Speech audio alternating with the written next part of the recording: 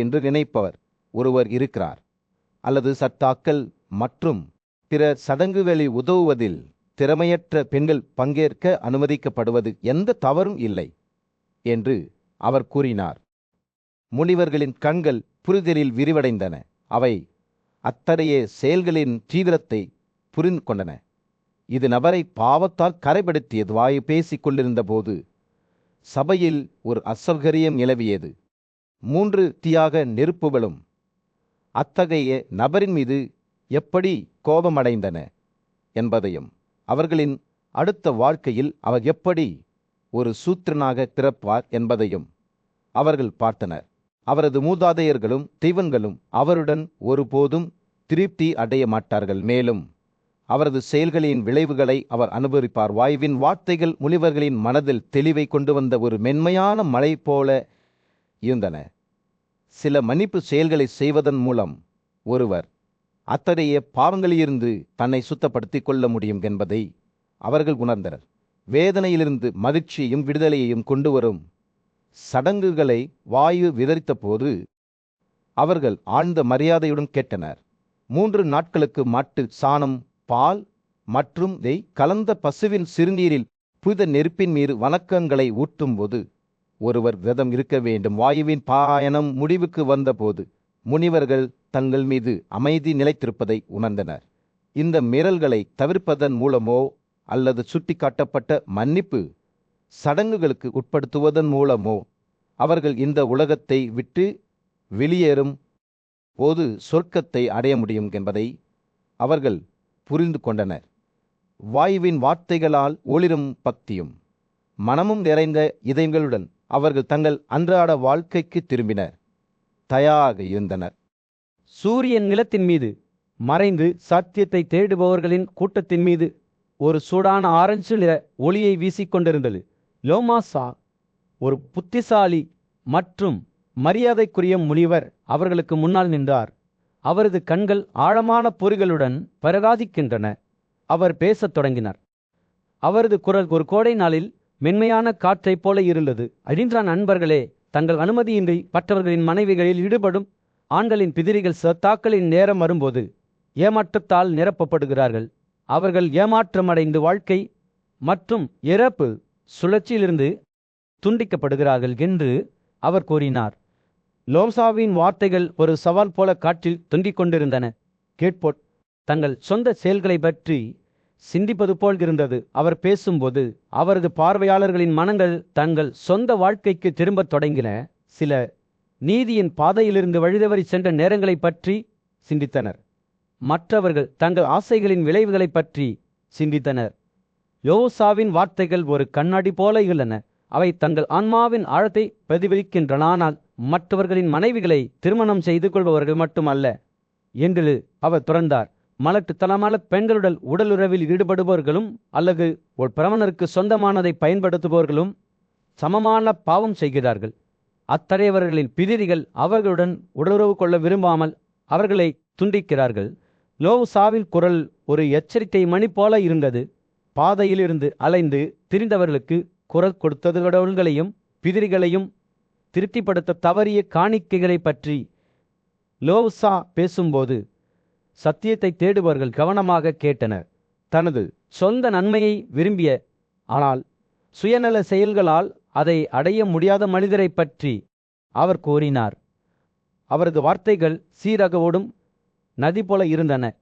கேட்பவர்களை தன்னுடன் சுய கண்டுபிடிப்பின் பயணத்தில் அழைத்து சென்ற சூரியன் அடிவானத்திற்கு கீழே மூழ்கிய போது லோசா மதம் குறித்து அனைவருக்கும் தெரியாத மற்றொரு மர்மத்தை பற்றி பேசினார். ஒருவர் எப்போதும் ஒருவரின் போதகர் மற்றும் பிற மூத்தவர்களின் கட்டளையை செய்ய வேண்டும் என்று அவர் கூறினார். அவரது குரல் நம்பிக்கையுடன் நிரம்பியது. 12வது சந்திர நாளில் முழு நிலவு நாளிலும் ஒவ்வொரு மாதமும் ஒருவர் நெய் மற்றும் அச்சதத்தை உருவாக்கும் பிரசாதங்களை பிராமணர்களுக்கு பரிசளிக்க வேண்டும். அத்தகைய செயலின் மூலம் தரப்பட்ட தகுதியின் அளவை பற்றி லோசா பேசும்போது அவரது கேட்போரின் மனங்கள் ஆச்சரியத்தில் மூழ்கின. இது போன்ற பரிசுகளை வழங்குவதன் மூலம் ஒரு நபர் மிகுந்த ஆற்றலுடனும் வலிமையுடனும் நேசிக்கப்படுகிறார் என்று அவர் கூறினார். தெய்வீக சோமா அவரை நன்கு விரும்புகிறார். அவரது விருப்பங்களை நிறைவேற்றுகிறார். அவரது வார்த்தைகள் ஒரு வாக்குறுதி போன்றது. இந்த பாதையை பின்பற்றியவர்களுக்கு வெகுமதி கிடைக்கும் என்பதற்கான உத்தரவாதம். இரவு ஆழமடைவதால் லோசா மற்றொரு கடமையை பற்றி பேசினார். அதில் அடித்தளத்துடன் அது மிகுந்த தகுதியை கொண்டிருந்தது. காதியின் இந்த யுகத்தில் அந்த கடமை நிறைவேற்றப்பட்டால் மனிதர்களுக்கு மிகுந்த மகிழ்ச்சியை தருகிறது என்று அவர் கூறினார். அதிகாலையில் எழுந்து குளித்து தன்னை தூய்மைப்படுத்தும் மனிதரை பற்றி அவர் கூறினார். வெள்ளை ஆடைகளை அணிந்தார். தெய்வங்கள் மற்றும் பித்துகளின் சாம்ராஜ்யத்தில் வசிஷ்டரின் மனைவி அருந்ததியின் ஆலோசனையை பெற மதிப்புமிக்க முனிவர்கள் மற்றும் தெய்வங்களின் கூட்டம் கூடியிருந்தது.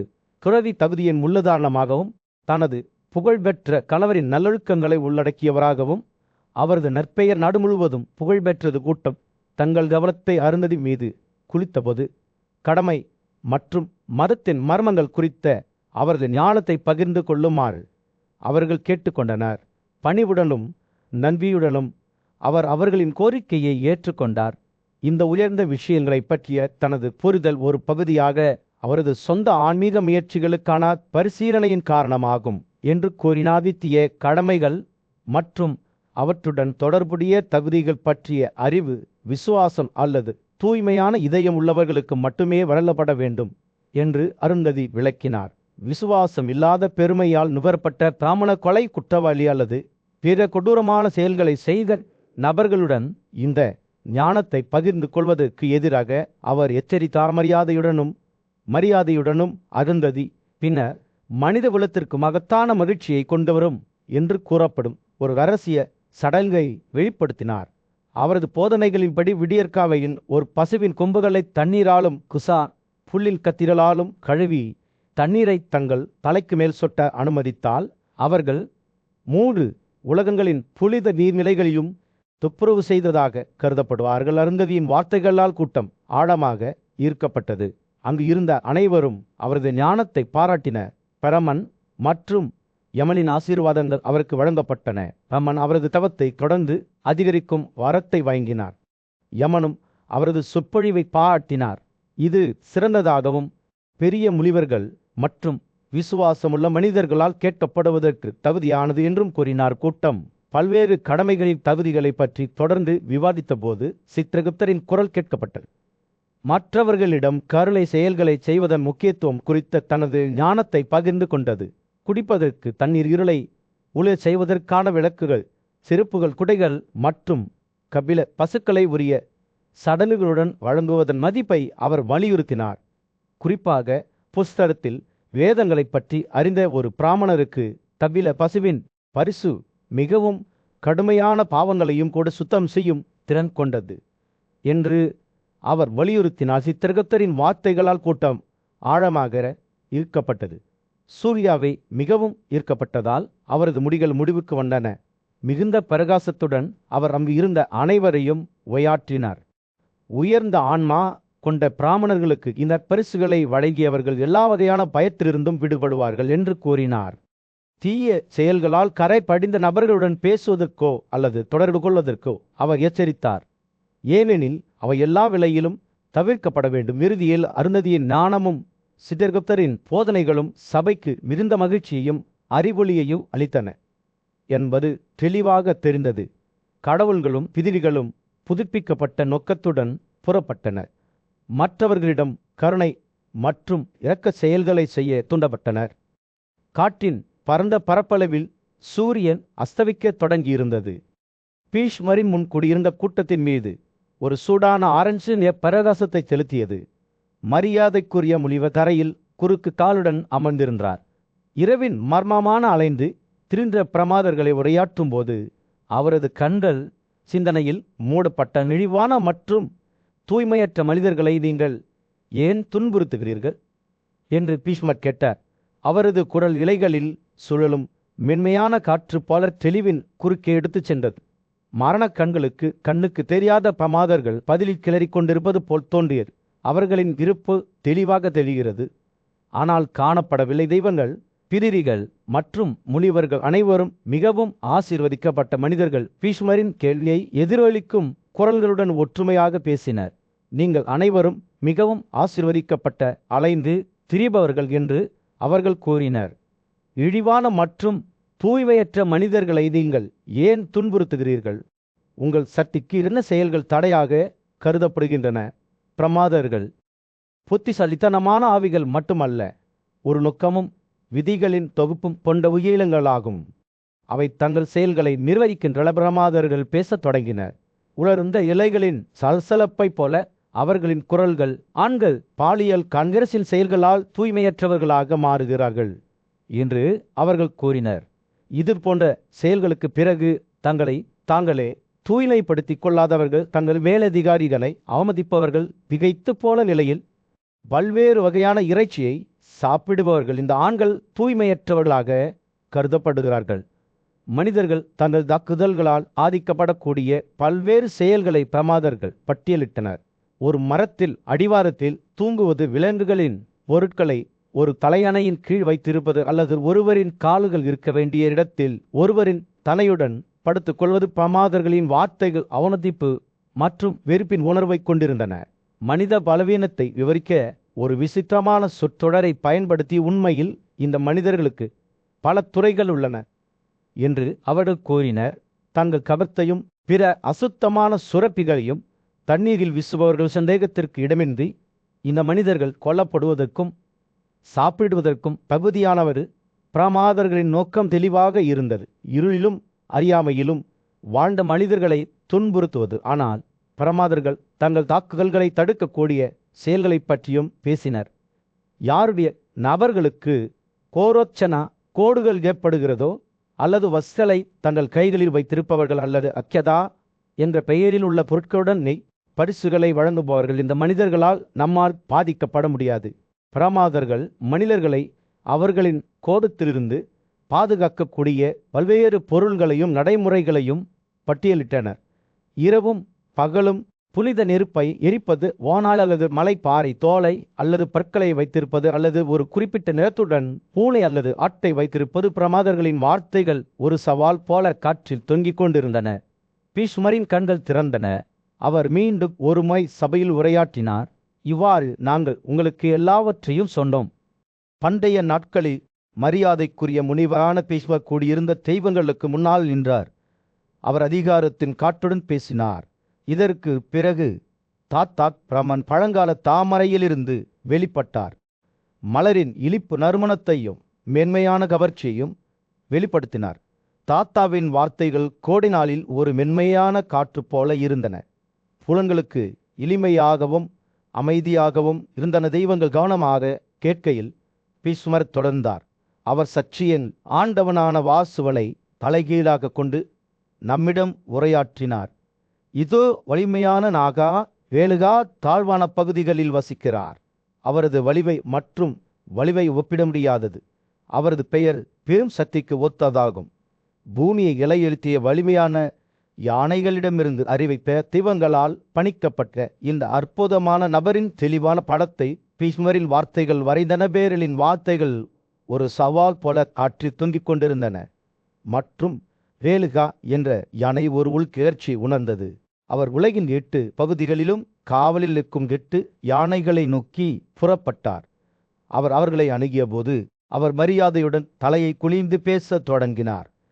உன்னதமான உயிரினங்கள், தெய்வங்கள் மற்றும் எங்கள் மூதாதையர்கள் கடமை மற்றும் மதத்தின் மர்மங்கள் குறித்து உங்கள் ஞானத்தை தேடுமாறு எனக்கு கட்டளையிட்டுள்ளனர். வேணுகா அவர்களின் சொற்பொழிவை கோரிய போது காற்று எதிர்பார்ப்புடன் நிரம்பியது. 8 யானைகள் ஒவ்வொன்றும் ஒரு உயரமான ராட்சத ஒற்றுமையாக பேசின. அவற்றின் குரல்கள் இடி முழக்கம் போல உயர்ந்தன.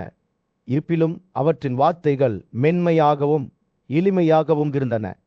கார்த்திகை மாதத்தில் இருந்த 15 நாட்களின் 8வது நாளில் அசேஷ விண்மீன் கூட்டம் ஏறும் போது திருத்தா விழாவிற்கு கருவூலத்தையும் அரிசியையும் வழங்குகின்றன. அவர்கள் மகிழ்ச்சியை தரும் மற்றும் அவர்களின் சுமையை தணிக்கும் சடங்குகள் குறித்து வேணுகாவுக்கு அறிவுறுத்தினர். அவர்கள் பேசிக்கொண்டிருக்கையில் யானைகள் ஒரு ரகசியத்தை வெளிப்படுத்தின. பகல் நேரத்தை உருவாக்குபவர் மேற்கில் உள்ள தனது அறைகளுக்கு ஓய்வு பெற்றபோது கஜேந்திர மலர்களால் நறுமணப்படுத்தப்பட்ட ஒரு இரும்பு மலையின் மீது வாளியை வழங்குகிறார். மேலும் நீல நிற ஆடைகள் மற்றும் நறுமணமுள்ள ஆடைகளுடன் அவர்களின் வார்த்தைகள் சடங்கில் ஒரு தெளிவான படத்தை வரைந்தன. இது அவர்களுக்கு மகிழ்ச்சியை தருவது மட்டுமல்லாமல் அதை செய்தவர்களுக்கு தகுதியையும் கொடுக்கும். யானைகளின் சொற்பொழிவு நிலப்பரப்பில் மெதுவாக ஓடும் நதி போல இருந்தது. வேலுகா கவனமாக கேட்டார். அவரது இதயம் ஆச்சரியத்துடனும் மரியாதையுடனும் நிரம்பியது. இந்த வலிமையான மனிதர்கள் பூமியின் ஆதரவாளர்கள் மட்டுமல்ல, ஆசிரியர்களும் கூட மனிதகுலத்தை வீதியில் பாதையில் வழிநடத்துகிறார்கள் என்பதை அவர் உணர்ந்தார். வேலுகா தெய்வங்களிடம் திரும்பி வந்தபோது யானைகள் வழங்கிய ஞானத்தை பகிர்ந்து கொண்டார். பேரனின் வார்த்தைகள் இன்னும் அவர்களின் மனதில் எதிரொலித்தன. ஆனால் இப்போது அவர்கள் தெய்வீகத்துடன் நெருக்கமாக இருக்கும் சடங்குகள் மற்றும் நடைமுறைகளை பற்றி ஆழமாக புரிந்து கொண்டனர். யானைகளுடனான தனது சந்திப்பை வேலுகா நினைவு கூர்ந்தபோது தெய்வங்கள், பிதிரிகள் மற்றும் மதிப்பிற்குரிய முனிவர்கள் மிகுந்த கவனத்துடன் கேட்டனர். அவர்கள் அவரை அன்புடன் பாராட்டினர். அறிவை தேடுவதில் அவரது விடாமுயற்சியையும் அர்ப்பணிப்பையும் ஒப்புக்கொண்டனர். ஒரு கூட்டத்தின் மத்தியில் மகேஸ்வர தனது பக்தர்களின் முன் நின்றார். அவரது கண்கள் ஒரு ஒளியுடன் பிரகாசிக்கின்றன. என் குழந்தைகளே, அவர் தொடங்கினார், நீங்கள் அனைவரும் உங்கள் கடமைகள் மற்றும் நல்லொழுக்கங்களை பற்றி சொற்பொழிவுடன் பேசினீர்கள். ஆனால் இப்போது நம்பிக்கை மற்றும் பக்தியின் சில ரகசியங்களை நான் உங்களுக்கு வெளிப்படுத்தும் போது உன்னிப்பாக கேளுங்கள். அவர் பேசும்போது காற்று எதிர்பார்ப்புடன் அதிர்வுற்றது போல் தோன்றியது. மகேஸ்வரரின் வார்த்தைகள் ஒரு மென்மையான காற்று போல இருந்தன. அது அவர்களின் பொறுதலின் நிலைகளை சுழற்றி புதிய உண்மைகளுக்கு அவர்களை விழித்தெழ செய்தது.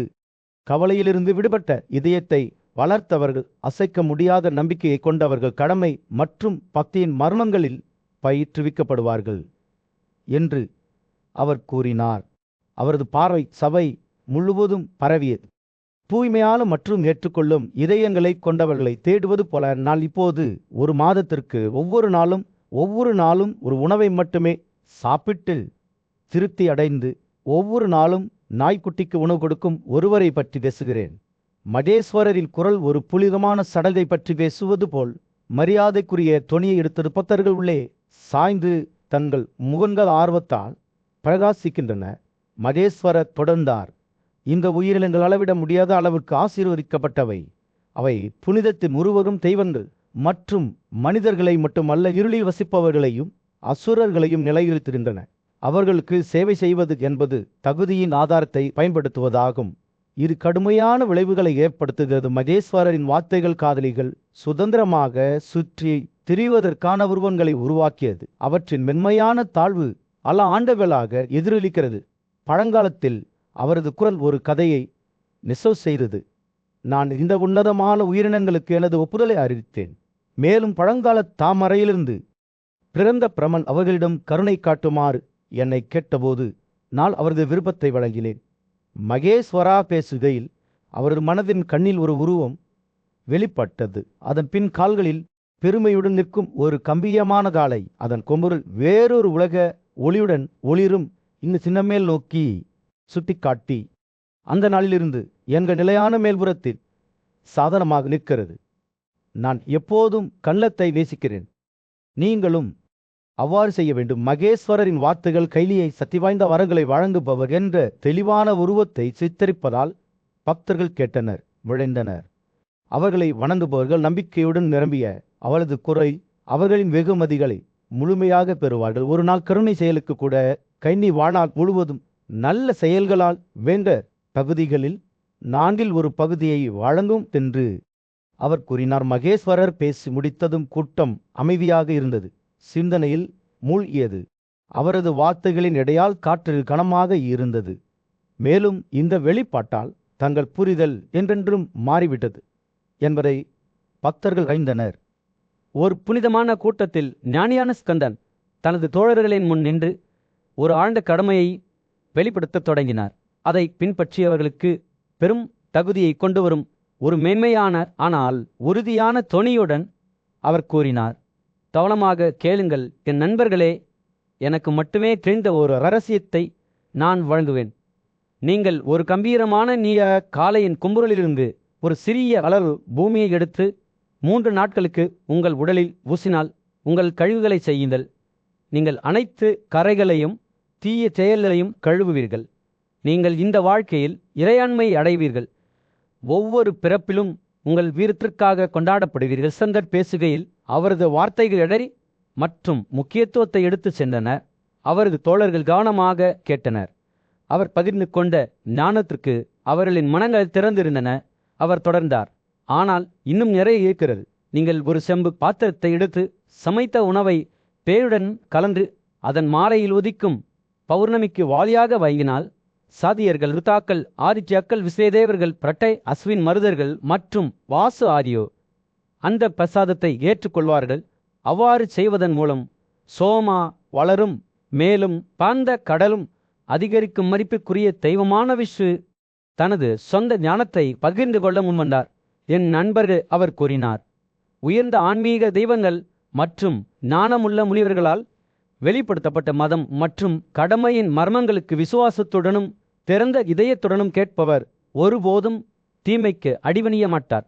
அவர்கள் எல்லா பயத்திலிருந்தும் விடுபட்டு தெய்வீகத்திற்கு ஒரு பாத்திரமாக மாறுவார்கள்.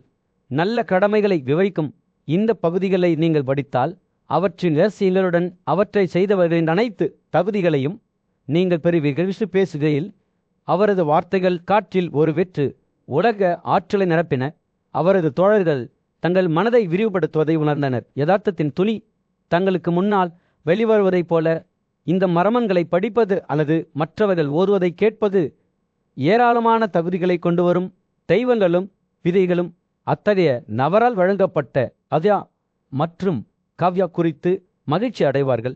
இந்த பிரசாதங்கள் வழங்குபவரின் நல்லொழுக்கங்களைப் போலவே வற்றாதவையாக மாறும் என்று விஷ்ணு தொடர்ந்தார். மரியாதைக்குரிய முனிவரான பிஸ்வர் போதனைகளை முடிக்க எழுந்து நின்றார். என் அன்பான அரசலை என்று அவர் கூறினார், மதம் மற்றும் கடமையின் இந்த மர்மங்கள் வியாசரால் எனக்கு வெளிப்படுத்தப்பட்டு இப்போது உங்களிடம் ஒப்படைக்கப்பட்டுள்ளன. இந்த புனித உண்மைகளை அறிந்த ஒருவர் இந்த அறிவு அனைத்து செல்லத்தையும் மிஞ்சுகிறது என்பதை அறிவார். இந்த ஞானம் நம்பிக்கை இல்லாதவருக்கும் நாத்திகருக்கும் தங்கள் கடமைகளை கைவிட்ட அல்லது ஏக்கத்திலிருந்து விலகிச் சென்றவருக்கும் வழங்கப்படக்கூடாது. பிஸ்வர் பேசி முடித்ததும் கூட்டம் அமைதியானது. சங்கர், விஷ்ணு மற்றும் பீஷ்மர் பகிர்ந்து கொண்ட ஆழமான போதனைகளுக்கு மரியாதை செலுத்தும் வகையில் அதன் கூட்டு மூச்சை பிடிப்பது போல காற்றில் பார்த்தியின் வளிமண்டலம் நிரம்பியது. தெய்வீகத்தின் பிரசன்னனே அவர்கள் மீது இறங்கியது போல் ஒரு அமைதியான தருணத்தில் இளைஞர்களின் மென்மையான சலசலப்பால் சூழப்பட்ட யுதிஷ்டிரர் பீஷ்மருடன் உட்கார்ந்து மற்றவர்களிடமிருந்து உணவை ஏற்றுக்கொள்வதில் உள்ள சிக்கல்களை பற்றி வழிகாட்டினார். ஓ பாரதா, அந்த நபர்கள் யாரென்று அவர் கேட்டார். அவரது குரலில் ஒரு கிசுகிசுக்கு மேலே, இந்த உலகில் ஒரு பிராமணன் யாரிடமிருந்து தனது உணவை ஏற்றுக்கொள்ள முடியும்? யாரிடமிருந்து? ஒரு கித்திரியன், ஒரு வைசியன் மற்றும் ஒரு சுத்தாமுறையே தங்கள் உணவை எடுத்துக்கொள்ளலாம். பேசத் தொடங்கும் போது பீஷ்மரின் கண்கள் தூரத்தை பார்ப்பது போல் தோன்றியது. ஒரு பிராமணன் மற்றொரு பிராமணனிடமிருந்தோ, ஒரு சத்திரியனிடமிருந்தோ அல்லது ஒரு வைசியனிடமிருந்தோ தனது உணவை எடுத்துக்கொள்ளலாம் என்று அவர் கூறினார். ஆனால் அவர் ஒருபோதும் ஒரு சூத்திரனிடமிருந்து உணவை ஏற்கக்கூடாது. ஏனென்றால் ஒரு பிராமணன் அறிவு மற்றும் ஆன்மீக வளர்ச்சியை பின்தொடர்வதில் தன்னை அர்ப்பணிக்காத ஒருவரிடமிருந்து உணவை எடுத்துக்கொண்டால் அவர் பூமியின் அருவருப்பை உட்கொள்வது போன்றது. பீஷ்மர் தொடர்ந்தது போல் யுதிஷ்டிரரின் கண்கள் புரிந்து கொள்ளும் திறனில் விரிவடைந்தன. ஒரு சத்திரியன் தனது உணவை ஒரு பிராமணரிடமிருந்தோ, ஒரு சத்திரியரிடமிருந்தோ அல்லது ஒரு வைசியரிடமிருந்தோ எடுத்துக்கொள்ளலாம் என்று அவர் விளக்கினார். ஆனால் தீய வழிகளுக்கு அடிமையான மற்றும் எந்த குழப்பமும் இல்லாமல் அனைத்து வகையான உணவுகளையும் உட்கொள்ளும் சுதிரர்களால் வழங்கப்படும் உணவை அவர் தவிர்க்க வேண்டும். பீஷ்மரின் வார்த்தைகள் அனுபவத்தின் எடையை கொண்டிருந்தன. ஏனெனில் அவர் பல போர்களை அனுபவித்து செயல்களின் விளைவுகளை கண்டார். ஒரு வைசியனின் கடமையின் முக்கியத்துவத்தை பற்றி பேசும்போது பீஷ்மரின் பார்வை உள்நோக்கி திரும்பியது. ஒரு வைசியன் தனது சொந்த செயல்களின் பலன்களையும் விவசாயத்தையும் விநியோகிப்பதன் மூலம் வாழ்கிறான் என்று அவர் கூறினார். குதிரை வளர்ப்பு மற்றும் பத்தகம் என்பது ஒரு வேசியன் கண்டனத்திற்கு பயப்படாமல் ஈடுபடும் நியாயமான வேலை இருப்பிலும் பீஸ்வார் எச்சரித்தார். ஒருவர் தனது சொந்த தொழிலை கைவிட்டு மற்றொரு சாதியை சேர்ந்தவர் என்றால் அவர்கள் அதே சாதியை சேர்ந்தவர்கள் என்று கருதப்பட வேண்டும். சூரியன் அஸ்தமிக்கத் தொடங்கிய போது நிலப்பரப்பு முழுவதும் நீண்ட நிழல்களை வீச பீஷ்மர் சுத்ராக்கள் என்று கருதப்பட்டவர்களை பட்டியலிட்டார்.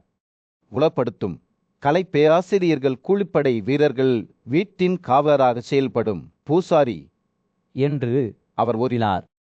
மேலும் எந்த லாபமும் இல்லாமல் படிப்பதற்காக ஒரு ஆண்டு முழுவதையும் அர்ப்பணித்த நபர்கள் அனைவரும் சுத்தராக்கள் என்று கருதப்பட வேண்டும். யுதிஷ்டிரர் கவனமாக கேட்டார். அவரது மனம் ஞானத்தை உள்வாங்கியது. தடை செய்யப்பட்ட உணவில் பங்கேற்பவர்களை பற்றி ஈஸ்வர் பேசியதும் காற்று குளிர்ந்தது. ஒரு சூத்தாவின் வீட்டில் சடங்குகளில் வழங்கப்படும் உணவை அவிசுவாசமாக உட்கொள்பவர்கள் ஒரு பயங்கரமான பேரழிவால் பாதிக்கப்படுகிறார்கள் என்று அவர் கூறினார். அத்தகைய தடை செய்யப்பட்ட உணவை உட்கொள்வதன் விளைவாக அவர்கள் தங்கள் குடும்பத்தையும் வலிமையையும் ஆற்றலையும் இழந்து விலங்குகளின் அந்தஸ்தை அடைந்து நாய்களின் நிலைக்கு இறங்கி நல்லொழுக்கத்தில் விழுந்து அனைத்து மத சடங்குகளும் இல்லாமல் உள்ளன. இரவு வானத்தில் நட்சத்திரங்கள் மின்னத் தொடங்கிய போது பீஷ்மரின் வார்த்தைகள் சூரியன் ராஜ்யத்தின் மீது உதயமாக ஆரம்பித்தது. பரபரப்பான தெருக்களில் ஒரு சூடான பிரகாசத்தை செலுத்தியது. ஞானியும் நியாயமும் கொண்ட ராஜாவான யுதிஷ்டிர சிந்தனையான அமைதியில் அமர்ந்தார். அவரது மனம் ஒரு அழுத்தமான கேள்வியால் நுகரப்பட்டது. அவர் மரியாதைக்குரிய மூத்த அரசியல்வாதியான பீஷ்மரிடம் திரும்பினார். அவரது இதயத்தில் அதிக எடை கொண்ட ஒரு விஷயத்தில் வழிகாட்டுதல்களை நாடினார்.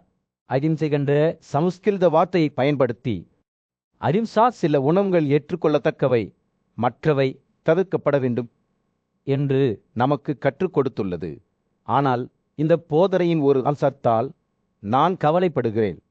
ஒரு பிராமணர் மற்றொருவரிடமிருந்து உணவை ஏற்றுக்கொண்டால் என்ன நடக்கும்? குறிப்பாக அது கடவுள்களின் நினைவாகவோ அல்லது மேன்களுக்கு காணிக்கையாகவோ செலுத்தப்பட்டால். பிராமணர்களுக்கான சுத்திகரிப்பின் நுணுக்கங்களை விளக்கத் தொடங்கிய போது பீஷ்மரின் கண்கள் ஞானத்தால் பிரகாசித்தன. தெளிவுபடுத்தப்பட்ட வெண்ணெய் ஏற்றுக்கொள்ளும் போது அவர் கூறினார், தீயின் மீது காணிக்கைகளை ஊற்றி சாவித்திரி பாடலை ஓதுவதன் மூலம் பரிகாரம் செய்யப்படுகிறது. அதே சுத்திகரிப்பு தேவைப்படுகிறது. அதே நேரத்தில் இறைச்சி, தேன், உப்பு அல்லது தங்கம் வேறு அணுகுமுறையை கோருகின்ற பீஷ்மர் பேசுகையில் கரைப்படிந்த உணவை ஏற்றுக்கொள்வதன் பாவத்திலிருந்து பிராமணர்களை தூய்மைப்படுத்த வடிவமைக்கப்பட்ட சிக்கலான சடங்குகள் மற்றும் சடங்குகளின் திரைச்சில்லறை அவரது வார்த்தைகள் வேயப்பட்டன. தங்கத்திற்காக அவர் தொடர்ந்தார். ஒரு பிராமணர் அமைதியாக காயத்ரி பிரார்த்தனையை ஓதுவதன் மூலமும் கையில் ஒரு இரும்பு துண்டை பிடிப்பதன் மூலமும் தூய்மைப்படுத்தப்படுகிறார். இது அனைவருக்கும் தெரியும். யுதிஷ்டிரர் ஒவ்வொரு சடங்கின் நுணுக்கங்களையும் கவனமாக கேட்டார். அவரது மனம் ஒவ்வொரு சடங்கின் நுணுக்கங்களையும் உள்வாங்கியது. பீஷ்மரின் வார்த்தைகள் வெவ்வேறு உணவுகளுக்கு தேவையான பல்வேறு வெளிப்பாடுகளின் தெளிவான படங்களை வரைந்தன.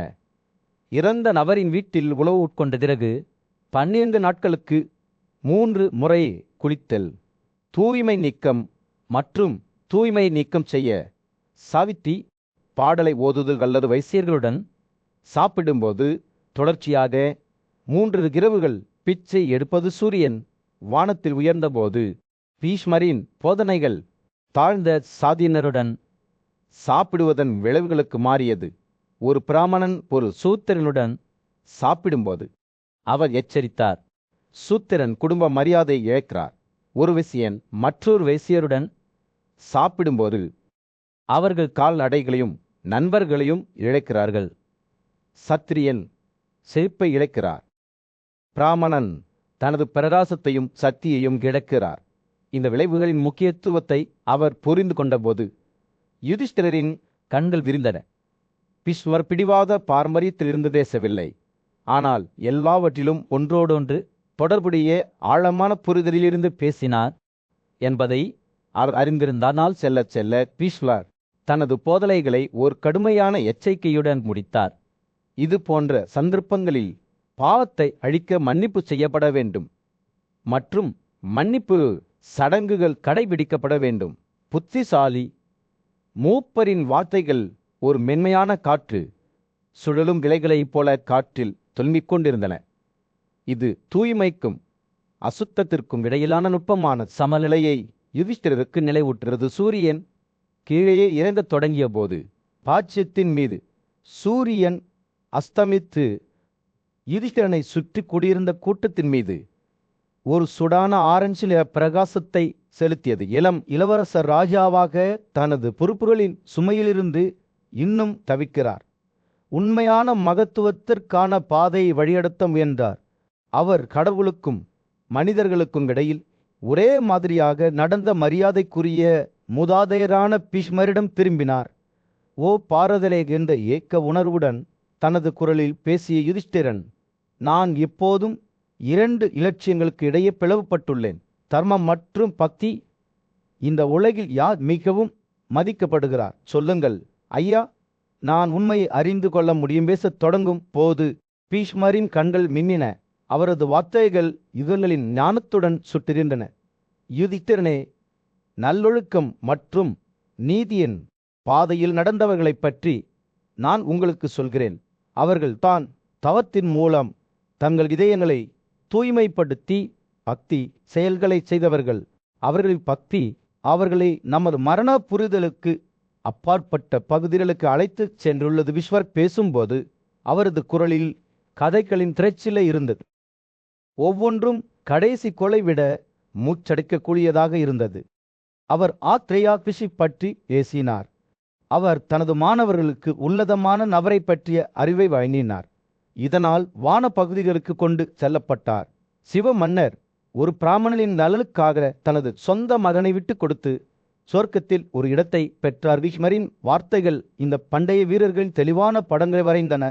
வசிஷ்டருக்கு பரிசுகளை வழங்கிய தந்தி தேவர் ஒரு தள்ள குடியை நன்கொடையாக வழங்கிய தேவவிருத்தா தனது முழு ராஜ்யத்தையும் கைவிட்ட அமரிஷா ஒவ்வொருவரின் கதையும் தர்மம் மற்றும் பக்தியின் மாற்றும் சக்திக்கு ஒரு சான்றாகும். இரவு செல்ல செல்ல நீதியின் பாதையில் நடந்தவர்களின் கதைகளை பீஷ்மர் தொடர்ந்து நினைவு கூர்ந்தார். பிராமணருக்கு விலைமதிப்பற்ற பொருட்களை பரிசாக வழங்கிய மன்னர் ஜனமேயா ஞானிகளுக்கு நகைகளையும் வீடுகளையும் வழங்கிய விருஷாதபி அகஸ்தியருக்கு தனது மகளையும் ராஜ்யத்தையும் நன்கொடையாக வழங்கிய நெமி ஆகியோர் இருந்தனர். கதைகள் பீஷ்மரிடமிருந்து ஒரு நதியைப் போல பாய்ந்தன. ஒவ்வொன்றும் கடைசி நதியுடன் இணைகின்றன. நல்லொழுக்கம் மற்றும் பக்தியின் உடைக்கப்படாத சங்கிலியை உருவாக்குகின்றன. ராமர் வசிஷ்ட கச்சாசேனா மருதர் பிரமதத்த மித்தசதா சுதும்னா சராராசிட்டா சஜ்யுமா சுமன்யு துதிம மதுரஸ்வர் லோமதர் பாதிரதர் ஆகியோரை பற்றி பிதாமதர் பேசும்போது யுதிஷ்டிரர் கேட்டு நுழைந்தார். ஒவ்வொருவரும் தர்மம் மற்றும் பக்தியின் பாதையில் நடந்தவர்களுக்கு காத்திருந்த வெறுமதிகளுக்கு ஒரு பிரகாசமான எடுத்துக்காட்டு. இரவின் ஆழம் அதிகரித்த போது யுதிஷ்டிரனின் மனது வியப்பாலும் பிரமிப்பாலும் நிரம்பியது. நல்லொழுக்கத்துக்கு வெகுமதி அளிக்கப்படும் ஒரு உலகத்தை அவர் தனது முன் பார்த்தார். அங்கு நீதி தனது விருப்பத்திற்கு அப்பாற்பட்ட பகுதிகளுக்கு வழிவகுத்தது. பாண்டுவின் மூத்த மகனான யுதிஷ்டிரனை சுற்றி கூடியிருந்த கூட்டத்தின் மீது ஒரு சூடான் ஆரஞ்சு நெற்பிரகாசத்தை செலுத்திய சூரியன் ராஜ்யத்தின் மீது மறைந்து கொண்டிருந்தது. அவர் ஆர்வத்துடனும் மரியாதையுடனும் அமர்ந்திருந்தார். அவரது கண்கள் சிறுவயது முதல் அவருக்கு வழிகாட்டியாக இருந்த புத்திசாலித்தனமான மற்றும் மரியாதைக்குரிய மூதாதையரான பீஷ்மர் மீது கவனம் செலுத்தினையா? நான் சொர்க்கத்திற்கு சென்ற அந்த மன்னர்களின் பெயர்களை உங்களிடமிருந்து கேள்விப்பட்டேன். சத்தியத்தின் சபரத்தை கடைபிடிப்பதில் உங்களுக்கு மிகுந்த அதிகாரம் உள்ளது. பரிசு பண்பாட்டை பின்பற்றுவதன் மூலம் இதை பற்றி மேலும் தெரிந்து கொள்ள விரும்புகிறேன் என்று தனது குரலில் பதிலுக்காக காத்திருந்த கேள்வியைப் போல அவரது வார்த்தைகள் காற்றில் தொங்கிக் கொண்டிருந்தனதையை அசைத்த பீஷ்மரின் கண்கள் புரிதலால் மின்னின. குந்தின் மகனை கேள் என்று அவர் குரலில் மென்மையான ஆனால் உறுதியான குரலில் கூறினார். பரிசுகளை பற்றி நான் உங்களுக்கு விரிவாக கூறுகிறேன். 5 வகையான பரிசுகள் உள்ளன. ஒவ்வொன்றையும் நான் உங்களுக்கு விளக்குகிறேன். அவர் ஒரு ஆழ்ந்த மூச்சை இழுத்து தொடருவதற்கு முன்பு தனது எண்ணங்களை சேகரித்த முதல்வரையான பரிசு தகுதியின் விருப்பத்திலிருந்து தயாரிக்கப்படுகிறது என்று பீஷ்மர் தொடங்கினார். புனித நூல்களை படிப்பதற்கும் கற்பிப்பதற்கும் தங்கள் வாழ்க்கையை அர்ப்பணித்த பிராமணர்களுக்கு ஒருவர் கொடுக்கும் போது இது நிகழ்கிறது. அவ்வாறு செய்வதன் மூலம் ஒருவர் இந்த உலகில் புகழை பெறுகிறார், அடுத்ததில் பெரும் மகிழ்ச்சியை பெறுகிறார். அவர் தனது முன் ஊட்டத்தை ஆய்வு செய்து நிறுத்தினார். ஆனால் இலாபம் வேண்டும் என்ற விருப்பத்திலிருந்தும் பரிசுகளை தர முடியும் என்று அவர் தொடர்ந்தார். ஒருவர் யாரிடமாவது கேட்டதால் ஒருவேளை வெகுமதி அல்லது கருணைக்கான வாக்குறுதிகளுடன் கொடுக்கலாம், அல்லது சில சமயங்களில் மக்கள் தங்கள் இயல்பின் ஒரு பகுதியாக மாறிவிட்டதால் பழக்கத்தின் காரணமாக கொடுக்கலாம் என்று பேசும்போது பீஷ்மரின் கண்கள் சற்று மேகமூட்டமாக தோன்றின. கடந்த கால அனுபவங்களை நினைவுபடுத்துவது போல பின்னர் பயத்திலிருந்து தயாரிக்கப்படும் பரிசுகள் உள்ளன என்று அவர் கூறினார். அவரது குரல் மிகவும் தீவிரமான தொனியை எடுத்தது. இது தீங்கு அல்லது தொந்தரவை ஏற்படுத்தக்கூடிய ஒருவருக்கு ஒருவர் கொடுக்கும் போது ஒரு புத்திசாலி மற்றும் கற்றறிந்த நபர் கூட சுய பாதுகாப்பிலிருந்து அத்தகைய பரிசுகளை வழங்கலாம். ஆனால் மிகவும் உன்னதமான பரிசு சுதந்திரமான தேர்விலிருந்து தயாரிக்கப்படுகிறது என்று பீஷ்மர் உற்சாகத்துடன் பிரகாசிக்கும் கண்களுடன் அறிவித்தார். ஒருவர் தங்களுக்கு மிகவும் பிரியமான ஒருவருக்கு வெகுமதி அல்லது தயவை எதிர்பார்க்காமல் கொடுக்கும்போது இது நிகழ்கிறது. இது அன்பு மற்றும் பாசத்தின் சைகை.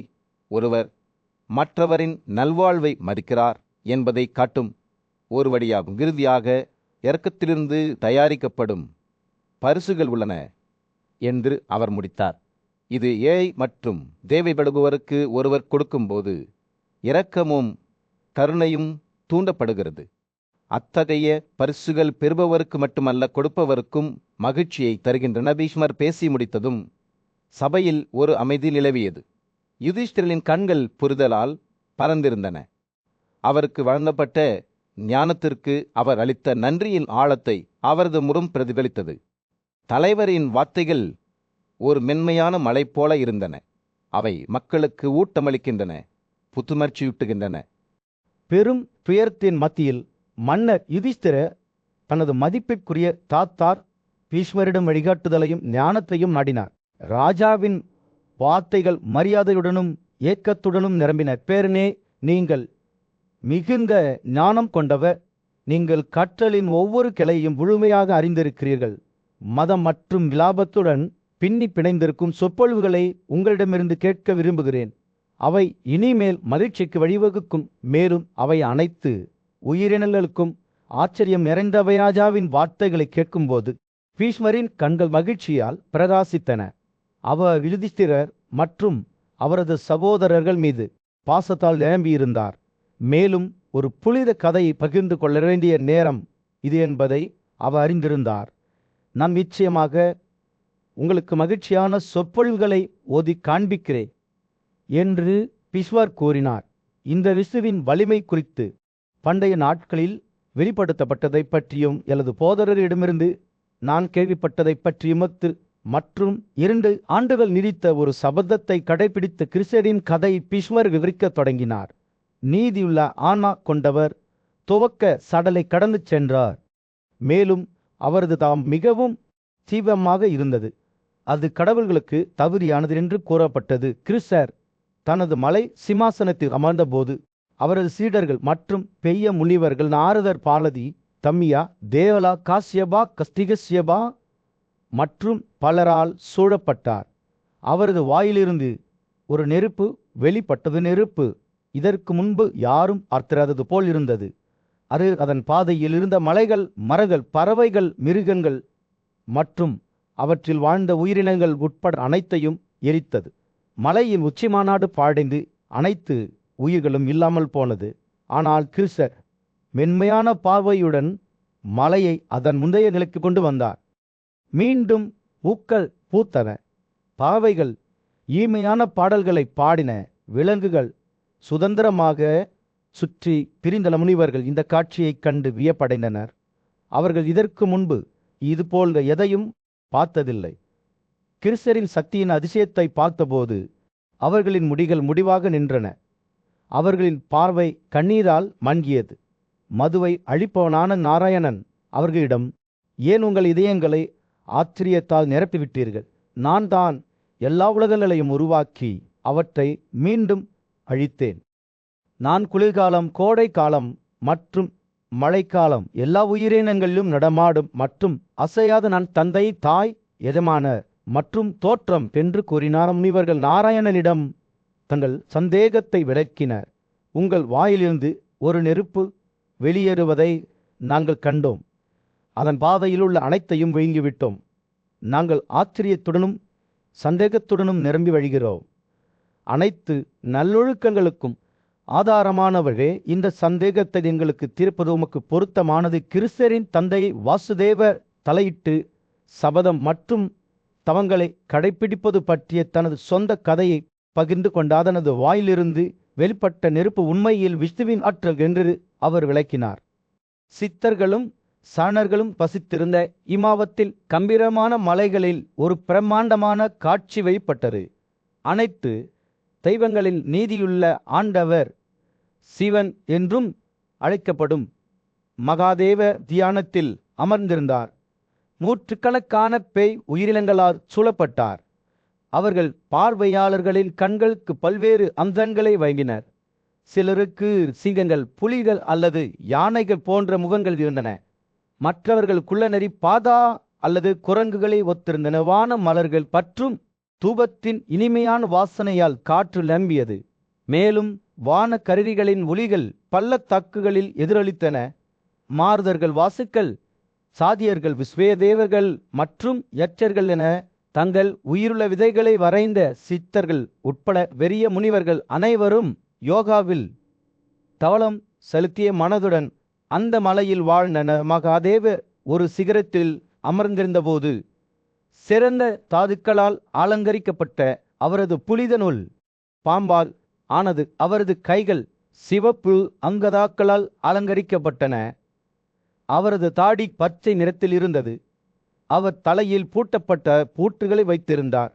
மேலும் அவரது பயங்கரமான அம்சங்கள் கடவுள்களின் எதிரிகள் அனைவரின் இதயங்களிலும் பயத்தை தூண்டில. திடீரென்று மகாதேவரின் மனைவி இமவத்தின் மகளான உமா பெரிய தெய்வத்தில் தோழர்களான பேய் மனிதர்களின் மனைவிகளால் சூழப்பட்டார். அவரது உடை தனது எசமானரின் உடையை போன்றது. மேலும் அவர் ஒவ்வொரு தீர்த்தத்தின் தண்ணீராலும் நிரப்பப்பட்ட ஒரு ஜாடி வைத்திருந்தார். அவர் அருகில் வரும்போது அவர் ஒவ்வொரு பக்கத்திலும் பூக்களை பொழிந்தார். மேலும் பல்வேறு வகையான இனிப்பு வாசனை தேவையங்களை சிதறடித்தார். புன்னரைத்த உதறுகள் மற்றும் நகைச்சுவையாக விளையாட விரும்பிய உமா தனது 2 அழகான கைகளால் மகாதேவரின் கண்களை பின்னால் இருந்து மூடினார். அவரது கண்கள் மூடப்பட்டவுடன் அனைத்து பகுதிகளும் இருண்டன. மேலும் பிரபஞ்சத்தில் எல்லா இடங்களிலும் உயிர்கள் அழிந்து விட்டதாக தோன்றியது. ஹோம சடங்குகள் நிறுத்தப்பட்டன. மேலும் பிரபஞ்சம் திடீரென்று புனிதமான வசத்தை இழந்தது. உயிருள்ள உயிரினங்கள் மகிழ்ச்சியற்றவர்களாகவும் பயத்தால் நிரம்பியவர்களாகவும் மாறின. ஏனென்றால் மகாதேவரின் கண்கள் மூடப்பட்ட போது பிரபஞ்சம் சூரிய ஒளியற்றதாக தோன்றியது. ஆனால் விரைவில் மகாதேவரின் நெற்றியில் இருந்து ஒரு சக்தி வாய்ந்த மற்றும் எரியும் நெருப்பு சுடர் வெளிப்பட்டது. மேலும் மற்றொரு சூரியனை ஒத்த 3வது கண் அதன் மீது தோன்றியது. அந்த கண் யுக நெருப்பைப் போல பிரகாசித்தது மற்றும் மலையை விழுங்கத் தொடங்கியது. இமாவத்தின் பெரிய கண்கள் கொண்ட மகள் என்ன நடந்தது என்பதை பார்த்து எரியும் நெருப்பை போன்ற 3வது கண்ணுடன் மகாதேவரை வணங்கினாள். மலைக்காடுகள் ஒவ்வொரு பக்கத்திலும் எரியும் போது அவள் அங்கே நின்றாள்.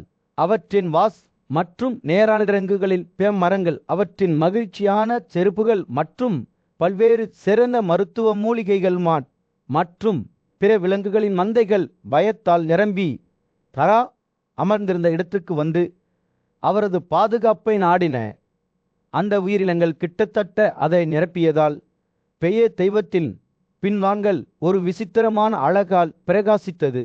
இதற்கிடையில் அந்த நெருப்பு காட்டு மிராண்டித்தனமாக வீங்கி வானல்கள் வரை உயர்ந்தது மற்றும் முடிவடைந்தது. தெய்வீக உலகில் 4 முகங்களைக் கொண்ட சக்தி வாய்ந்த கடவுளான மகேஸ்வரருக்கும் அழகு மற்றும் இரக்கத்தின் தெய்வமான உமாவுக்கும் இடையே ஒரு புனிதமான உரையாடல் வெளிப்பட்டது.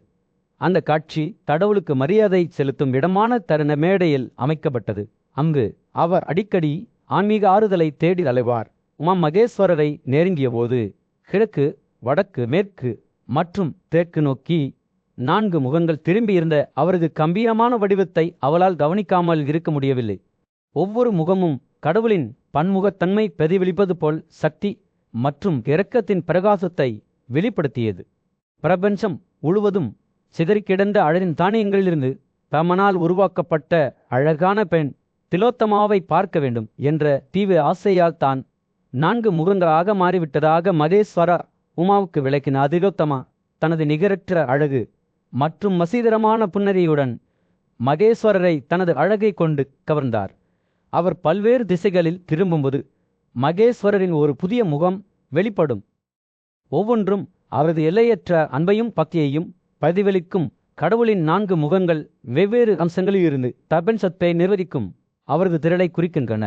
இறையாண்மை கிழக்கு, ஆன்மீக இணைப்பு வடக்கு, நல்லொழுக்கம் மேற்கு, அழிவு தெற்கு. மகேஸ்வரரின் கதையால் ஆர்வமடைந்த உமா அவர் வாகனத்தை தேர்ந்தெடுத்தது பற்றி கேட்டார். ஒரு கம்பீரமான மாட்டு காளை. இந்த காளை ஒரு காலத்தில் சுரபி என்ற தெய்வீக மாடு என்று மகேஸ்வரர் வெளிப்படுத்தினார்.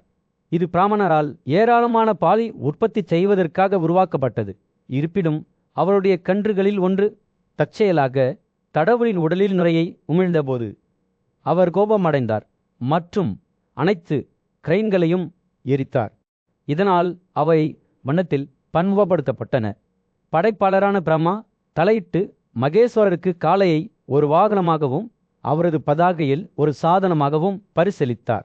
உமார் தொடர்ந்து கேள்விகளை கேட்டுக்கொண்டிருக்கையில் மகேஸ்வரர் தனது மற்ற சொர்க்க வசிப்பிடங்களை விட தகலத்தில் வசிப்பதை விரும்புவது பற்றி அவர் கேட்டார்.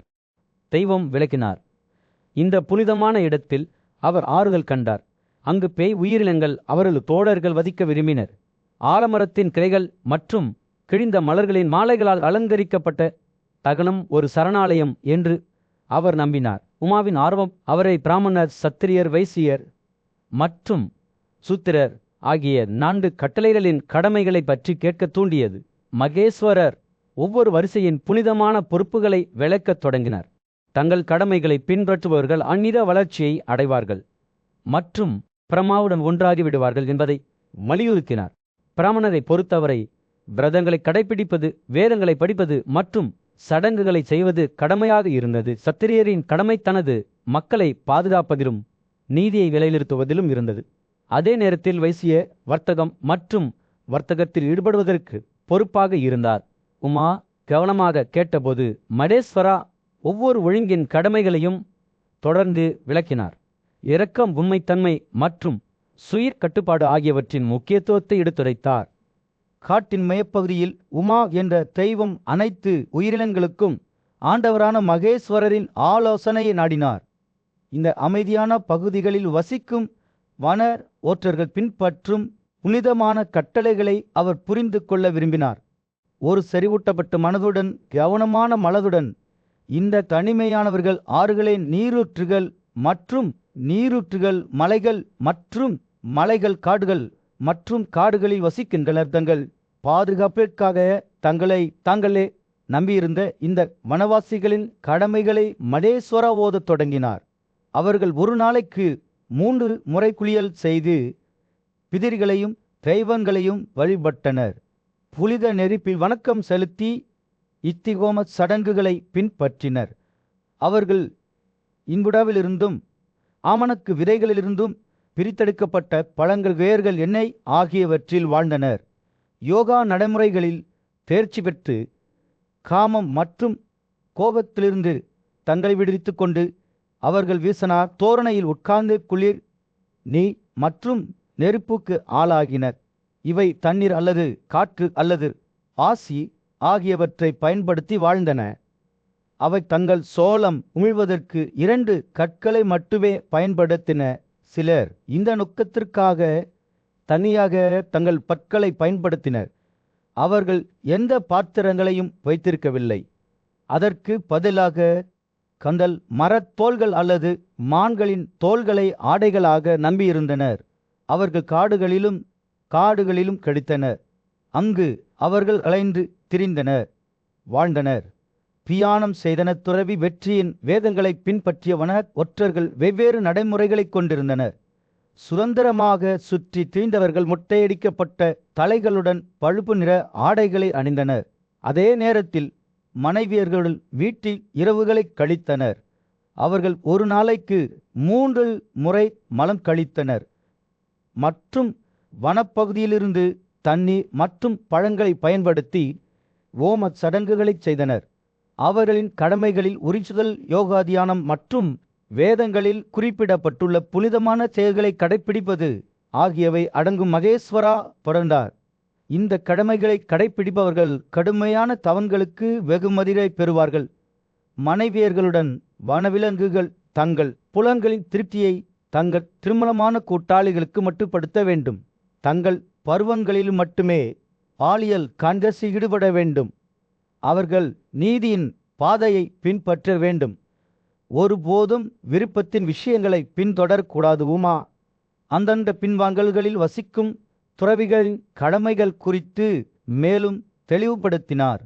தவத்தின் செல்வத்தை கொண்டவர் அல்லது பெரும் செல்வம் கொண்ட மன்னர்கள் மற்றும் இளவரசர்கள் மகேஸ்வரர் குறிப்பிட்ட செயல்களை பின்பற்றுவதன் மூலம் இந்த நபர்கள் பெரும் பிரகாசத்துடன் நேசிக்கப்படுவதில் வெற்றி பெற முடியும் என்று பதிலளித்தார். காட்டில் வசிப்பவர்களுக்கு ஒரு நித்திய இடத்தை அடைந்து திரைவீர சந்தன வேஸ்டால் தங்களை கலந்தரிக்க அவர்கள் ஒரு குறிப்பிட்ட போக்கை பின்பற்ற வேண்டும். மகேஸ்வரர் நீதியின் பாதை தொடர்ந்து விளக்கியதால் உமாவில் சந்தேகங்கள் நீக்கப்பட்டன. பூரண தீங்கற்ற தன்மை அல்லது அப்பாவித்தனம் என்ற பரிசை வழங்கியவர் நீதியின் பேரார்வம் பெற்றவர் என்று அவர் கூறினார்.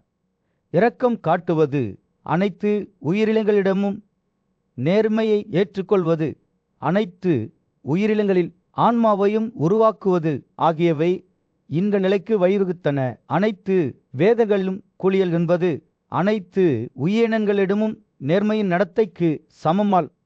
சிவபெருமான் உமா தேவி முன்னிலையில் ஒரு மென்மையான புன்னகையுடன் அமர்ந்தார். அவரது கண்கள் ஒரு தெளிவான இரவில் நட்சத்திரங்களைப் போல ஒளிரும். பிராமண, சத்திரியர், வைசியர் மற்றும் சூத்திரர் ஆகிய 4 வர்ணங்களின் மர்மங்களை பற்றி அவரிடம் கேட்டபோது உமாவின் ஆர்வம் தெளிவாக தெரிந்தது. ஒருவர் தனது உன்னதமான பிறப்பிலிருந்து விழுந்து தாழ்ந்த சாதியை சேர்ந்தவராக மாறுவது எப்படி என்பதை புரிந்து கொள்ள அவர் முயன்றார். உமா தொடங்கினார். ஆகனின் கண்களையும் புருஷானின் பற்களையும் கிழித்த புலிதிரே தட்சனின் பலியை அழிப்பவனே, 3 கண்கள் கொண்ட தெய்வமே, எனக்கு ஒரு பெரிய சந்தேகம் உள்ளது. ஒரு வைசியன் எப்படி சுத்தா ஆக முடியும்?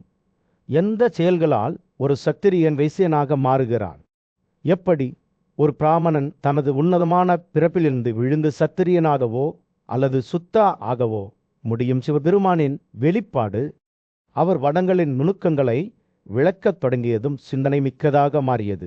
ஒரு பிராமணனின் அந்தஸ்தை அடைவது மிகவும் கடினம் என்று அவர் கூறினார். மற்ற 3 கட்டளைகளைப் போலவே அசல் படைப்பு அல்லது பிறப்பின் மூலம் ஒருவர் பிராமணராக மாறுகிறார். இருப்பினும் ஒரு பிராமணர் தங்கள் கடமைகளிலிருந்து விலகி மற்றொரு வரிசைக்கு ஒதுக்கப்பட்டவர்களை பின்பற்றினால் அவர்கள் இனி பிராமணர்களாக கருதப்பட மாட்டார்கள். சிவபெருமான் தொடர்ந்து விளக்கிய போது உமாவின் கண்கள் புரிதலால் பிரகாசித்தன. தனது அடுத்த வாழ்க்கையில் ஒரு பிராமணனைப் போல வாழும் ஒரு சத்திரியன் ஒருவனாகி விடுவான். இதேபோல் ஒரு சுத்தா நடைமுறைகளை பின்பற்றும் ஒரு வைசியன் ஒரு சுத்தா அறிவிடுவான். ஒரு பிராமணர் கூட தங்கள் உன்னதமான பிறப்பிலிருந்து விழுந்து சுத்தா ஆகலாம். அவர்கள் தங்கள் கடமைகளை கடைபிடிக்காவிட்டால். உமா கவனமாக கேட்டபோது தடை செய்யப்பட்ட உணவை சாப்பிடுவதன் விளைவுகளை சிவபெருமான் வெளிப்படுத்தினார். ஒரு பிராமணர் தனது வயிற்றில் ஒரு சூத்திரனின் உணவின் எந்த பகுதியையும் வைத்துக்கொண்டு இறந்தால் அவர் தனது அடுத்த வாழ்க்கையில் ஒரு சூத்திரனாக பிறப்பார். ஒரு பிராமணர் தங்கள் கடமைகளை கடைபிடிப்பது மற்றும் அவர்களின் உன்னத அந்தஸ்தை பாதுகாப்பது அவசியம் என்று அவர் வலியுறுத்தினார் சிவபெருமான். பின்னர் நல்ல செயல்களின் முக்கியத்துவத்தை பற்றி பேசினார். இந்த செயல்களை செய்வதன் மூலம் ஒரு சூத்திரன் பிராமணனாக மாறுகிறான், ஒரு வைசியன் கத்திரியனாக மாறுகிறான்.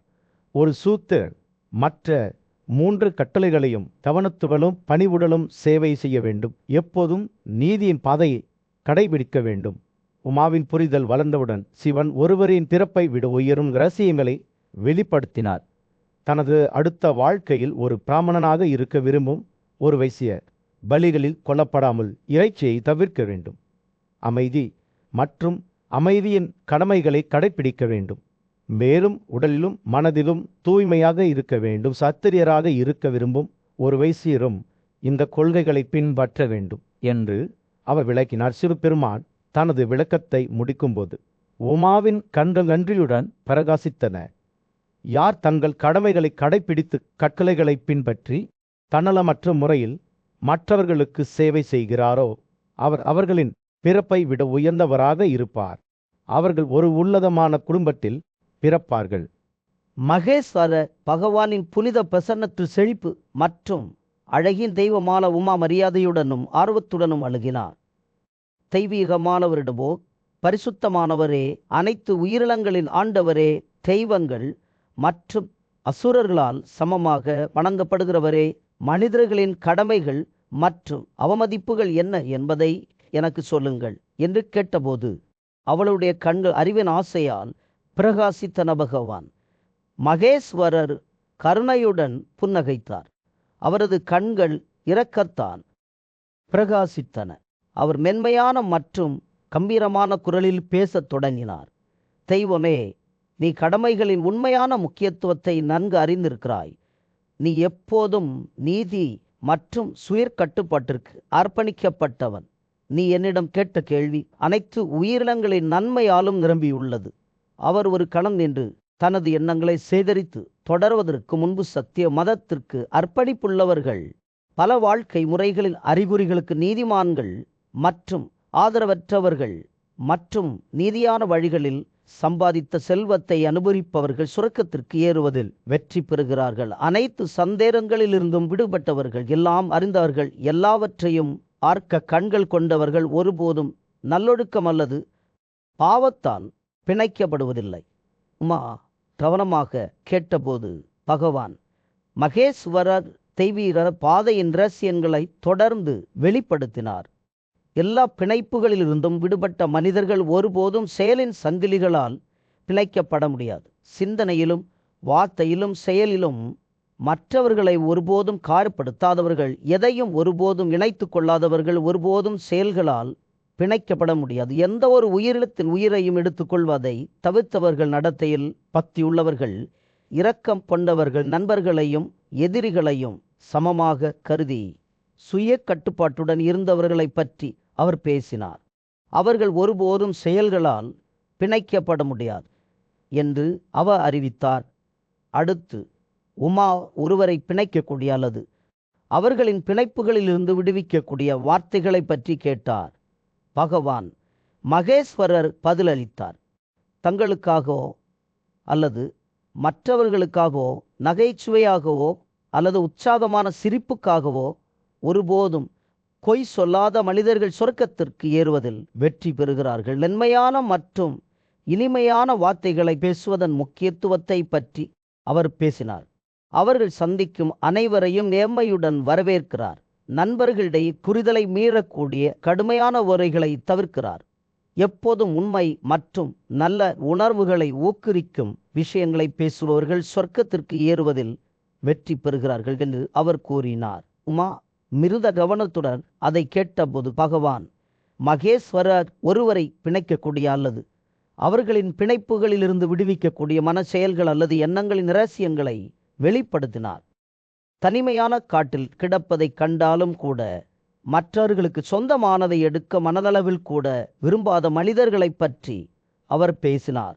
எந்த ஒரு உயிரினத்திற்கும் தீய விருப்பத்தை தாங்காதவர்கள், தங்கள் வாழ்வாதாரத்திற்காக உழைப்பு தேவையில்லாதவர்கள், அனைத்து உயிரினங்களிடமும் நட்பான இதயங்களை கொண்டவர்கள், அனைவரிடமும் இரக்கம் காட்டுகிறவர்கள் சொர்க்கத்திற்கு ஏறுவதில் வெற்றி பெறுகிறார்கள் என்று அவர் அறிவித்தார். இறுதியாக உமா ஒரு வழிவகுக்கும் செயல்களை பற்றி கேட்டார். அமைதியான காட்டில் உமா என்ற தெய்வம் மகேஸ்வரரிடம் சொர்க்கத்தை அடைவதற்கான பாதையைப் பற்றி விசாரித்தது. அவள் என்ன மனப்பான்மையில்